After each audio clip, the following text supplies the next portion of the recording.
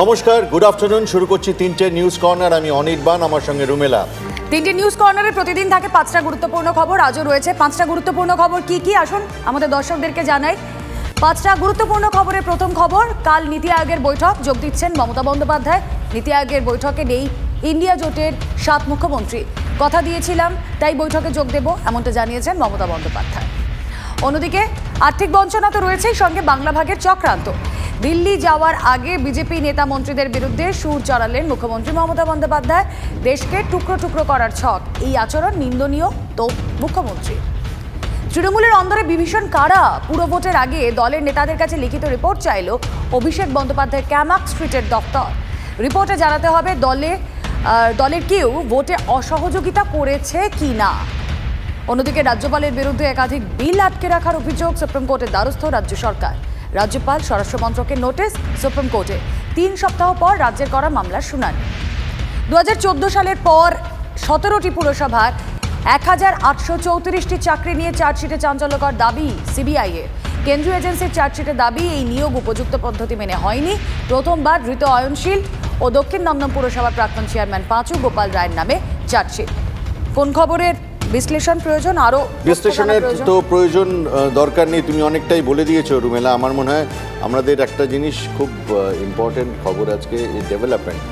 আমি অন্তত বলবো, তুমি আমার সাথে রিফার করতেই পারো, যে মমতা বন্দ্যোপাধ্যায় রাজনীতির বাইরে গিয়ে নীতি আয়োগের বৈঠকে যাচ্ছেন, এটা তো একটা বটেই। কিন্তু উনি দিল্লি যাচ্ছেন, কালকের যাওয়াটা ক্যান্সেল করে আজকে গেলেন, এবং কালকে থেকে এটা কিন্তু খুব পলিটিক্যালি সিগনিফিকেন্ট।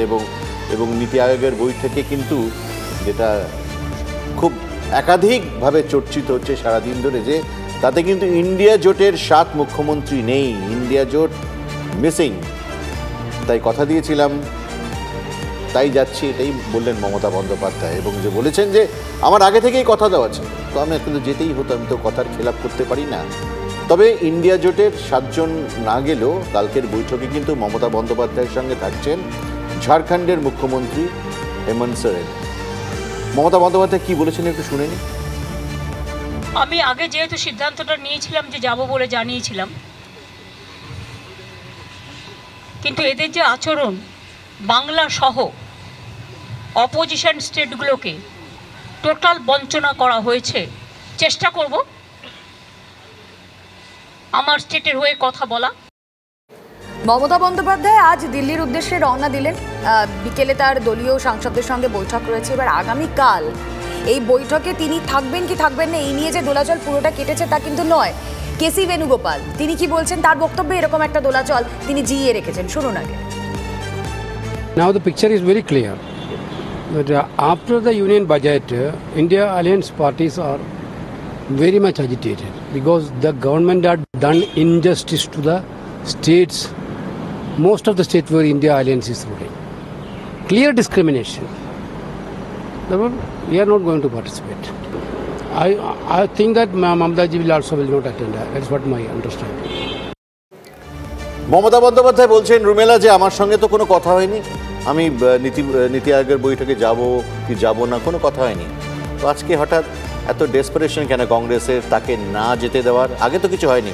তো আমরা আমাদের দিল্লির এক্সপার্ট কার সঙ্গে কথা বলা? একেবারেই আমাদের সঙ্গে এই মুহূর্তে জ্যোতির্ময় কর্মকার রয়েছেন। জ্যোতির্ময়ের কাছে যাওয়ার আগে আসলে এই মমতা বন্দ্যোপাধ্যায়ের যাওয়া, নীতি আয়োগের বৈঠকে থাকা বা না থাকা, এই পুরো বিষয়টা নিয়ে রাজনৈতিক মহলে জোর জল্পনা। বঙ্গ সিপিএম তারা বলছে যে ওখানে গিয়ে তো বিজেপির হাতই শক্ত করবেন মমতা বন্দ্যোপাধ্যায়। আবার বঙ্গ বিজেপির নেতারা তারা কিভাবে দেখছেন বিষয়টা, কি বলছেন শ্রমিক ভট্টাচার্য, একবার শুনুন।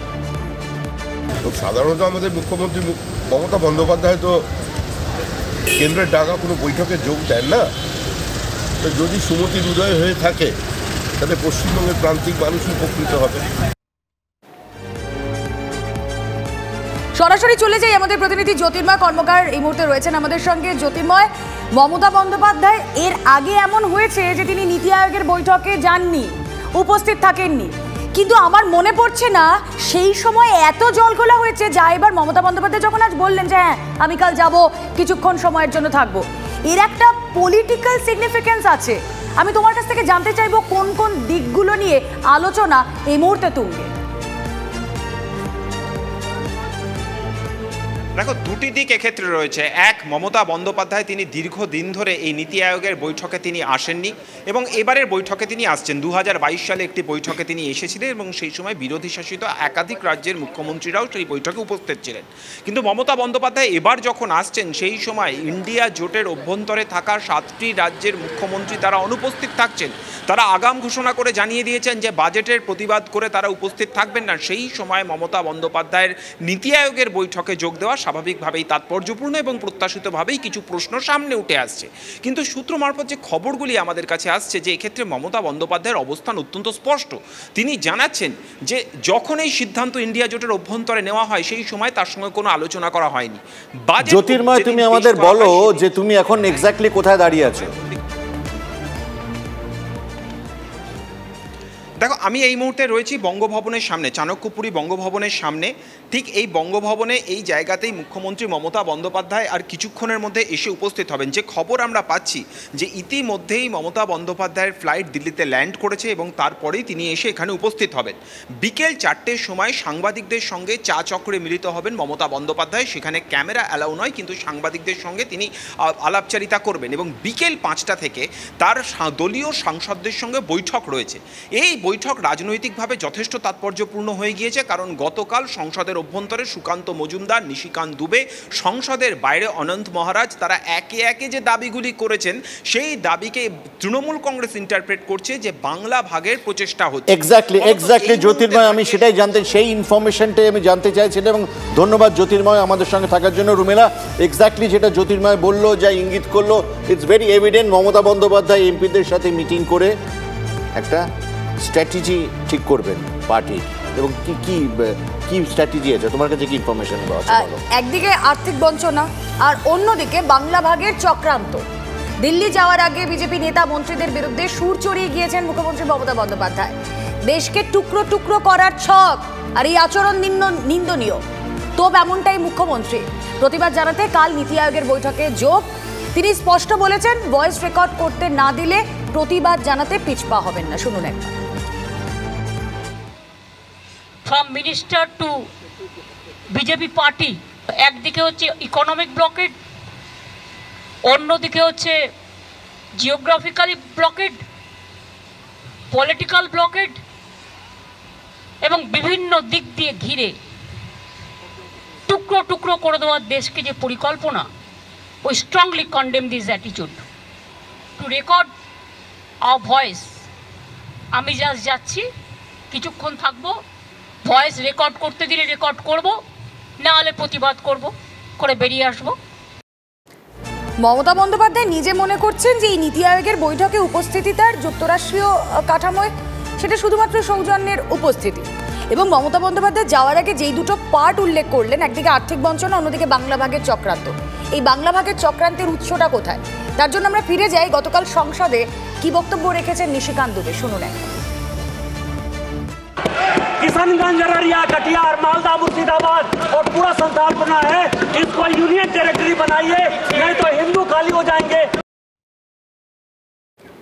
শুধু নিশিকান্ত দুবে নয়, গৌরী শঙ্কর ঘোষ তিনি কি বলছেন শুনুন।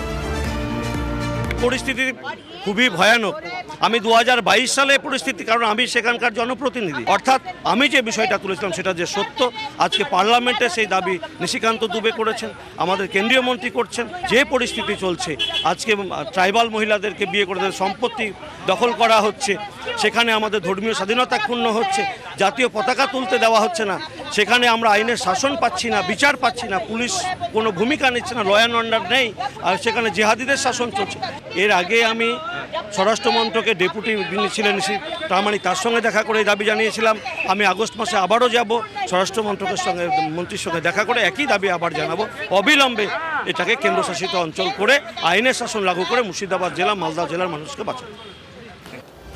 রুমেলা, গতকাল সংসদে বাংলা বিহারের 5 জেলা নিয়ে কেন্দ্রশাসিত অঞ্চলের দাবি উঠেছে বিজেপির পক্ষ থেকে। বিজেপি সাংসদ নিশিকান্ত দুবে মালদা, মুর্শিদাবাদের সঙ্গে বিহারের কিষানগঞ্জ, আরারিয়া, কাটিহার, এই 5 জেলায় জনবিন্যাস বদলের অভিযোগ এনে সওয়াল করেছেন নিশিকান্ত। বিজেপি সাংসদের দাবি, এলাকায় সংখ্যালঘুদের সংখ্যা উত্তরোত্তর বৃদ্ধি পাচ্ছে এবং কেন্দ্রশাসিত অঞ্চল না হলে হিন্দুদের অস্তিত্বই থাকবে না। এটা এটা অত্যন্ত ভয়ঙ্কর একটা অভিযোগ। এবং আমার যেটা মনে হয় রুমেলা, এটা হচ্ছে আমাদের আগামী দিনে পশ্চিমবঙ্গে অন্যতম পলিটিক্যাল ইস্যু অফ ডিবেট, বিতর্ক যাই বলো না কেন, এবং রাজনৈতিক এবং আমার মনে হয় আগামীকালের এই বৈঠকে সেই বীজটা মমতা বন্দ্যোপাধ্যায় বপন করে দিয়ে এবং আজকে যেটা জ্যোতির্ময় বললো আমাদের রুমেলা, যে আজকের যে মিটিং হবে সাথে তুমি আর্থিক প্যাকেজের বিরুদ্ধে সরব হওয়ার যে দৃষ্টান্ত সেটা তুমি দিলে, কিন্তু আমার মনে হয় সব থেকে ইম্পর্টেন্ট মমতা বন্দ্যোপাধ্যায় আজকে ক্লিয়ার ইনস্ট্রাকশন দেবেন যে সংসদের ভেতরে সংসদের বাইরে তোমরা বাংলা ভাগের চক্রান্তকে রুখে দাঁড়াও। যাই হোক, এই নিয়ে আমাদের মনে হয় আমাদের নেক্সট বেশ কয়েকদিন এটা নিয়ে বিজি থাকতে হবে। বাংলা ভাগের চক্রান্ত ঠিক না বেটি?